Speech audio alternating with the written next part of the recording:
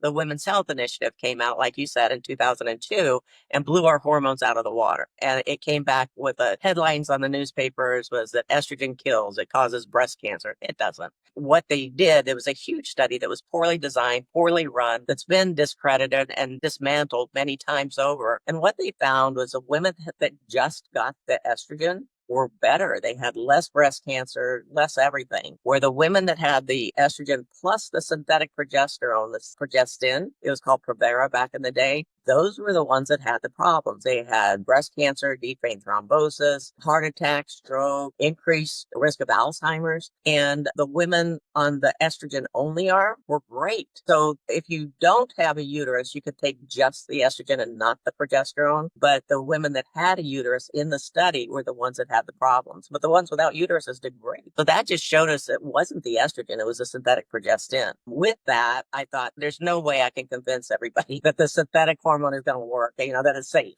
And so I had heard about bioidenticals. I actually had to Google, what is bioidentical? What does it stand for? Which it stands for, bio stands for biology, meaning it's plant derived. Ours are derived from wild yams. Identical is referencing the chemical molecular structure like you have behind you on the wall, the octagon with the lines, is exactly the same as what our bodies produce. So when we bring these hormones back into our bodies are just convinced they're naturally producing more and more hormone. So we get to feel like we did 10, 15 years ago. It gives you that youthful feeling back.